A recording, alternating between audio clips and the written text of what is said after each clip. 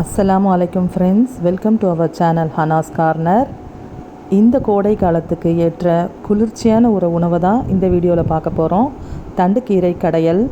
இந்த வெயில் காலத்துக்கு உடம்பு ரொம்ப சூடு தாங்காமல் இருக்கும். குளிர்ச்சி தன்மை அதிகமாக இருக்கிற இந்த தண்டுக்கீரையை நம்ம வாரம் 3 தடவை நம்ம உணவில் சேர்த்துக்கிட்டோன்னா ஓவர் பாடி ஹீட்டால் வர்ற பல வியாதிகளை நம்ம தடுக்கலாம்.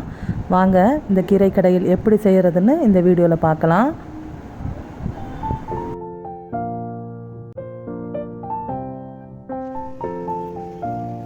இந்த தண்டுக்கீரையில் அதிகப்படியான அயன் சத்துக்களும் விட்டமின் ஏ, பி, சி சத்துக்களும் இன்னும் மைக்ரோ நியூட்ரியன்ஸான ஜிங்க், காப்பர், மெக்னீஷியம் சத்துக்களும் அதிகமாக இருக்குது. இதை நம்ம அடிக்கடி உணவில் சேர்த்துக்கிறதுனால நம்மளுக்கு வர்ற வாய்ப்புண், வயிற்றுப்புண்ணையும் இது குணப்படுத்துது.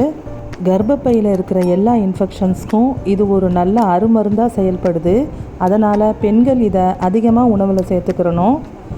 இந்த காலகட்டத்தில் கூட இன்னும் எங்கள் ஊர் சைடுலாம் வயசுக்கு வந்த பெண் பிள்ளைங்களுக்கு இந்த கீரை விதையை பாலில் கலக்கி குடிக்க வைப்பாங்க. இதில் இருக்கிற நார்ச்சத்து மலச்சிக்கல், மூட்டு வலி போன்ற வியாதிகளையும் குணமாக்குது. வாங்க இப்போ இந்த கீரை கடையில் எப்படி செய்கிறதுன்னு பார்க்கலாம். இப்போ கீரையை நறுக்கி க்ளீன் பண்ணி போட்டாச்சு. இதில் 100 கிராம் பாசிப்பருப்பு, ஒரு பெரிய வெங்காயம், 4 பெரிய தக்காளி, 4 பச்சை மிளகாய், 10 பல் பூண்டு, 1 ஸ்பூன் தனியா பொடி எல்லாம் போட்டு அது வேகிறதுக்கு தேவையான அளவு தண்ணி விட்டு நம்ம குக்கரில் போட்டு ஒரு 2 விசில் அல்லது 3 விசில் வச்சு எடுத்துக்கிடலாம். இப்போ இன்னொரு பாத்திரத்தில் ஒரு 50 ml ஆயில் விட்டு அதில் தாளிப்புக்கு கடுகு, ஜீரகம், வெந்தயம் போட்டு ஒரு பெரிய வெங்காயத்தை கட் பண்ணி அதை கொஞ்சம் பொன்னிறமாக வர்ற வரைக்கும் வதக்கி விட்டுக்கிட்டே இருக்கணும்.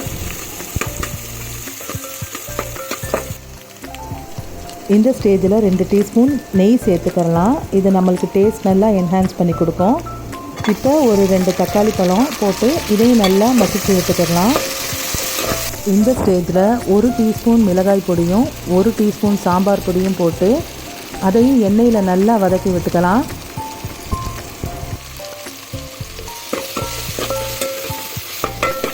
இப்போ இதோட ஒரு நெல்லிக்காய் அளவு புளி கரைச்சி ஊற்றி அதோட ருசிக்கேற்ற உப்பையும் போட்டு ஒரு 5லேருந்து 10 நிமிஷம் வரைக்கும் கொதிக்கட்டும்.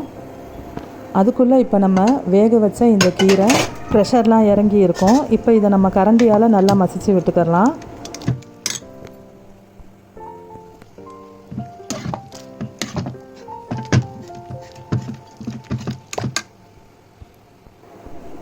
இப்போ இந்த புளி கரைசலும் நல்லா கொதி வந்துருச்சு. இதோட இந்த கீரையை நம்ம சேர்த்து ஒரு 5 நிமிஷம் கொதிக்க வச்சு நம்ம சூடாக பரிமாறலாம். டேஸ்டான தண்டுக்கீரை கடையல் ரெடி. இந்த வீடியோ பிடிச்சிருந்தா ப்ளீஸ் லைக் பண்ணுங்கள், ஷேர் பண்ணுங்கள், சப்ஸ்கிரைப் பண்ணுங்கள். அனைத்து அன்பான உள்ளங்களுக்கும் எங்கள் அன்பான சலாம்.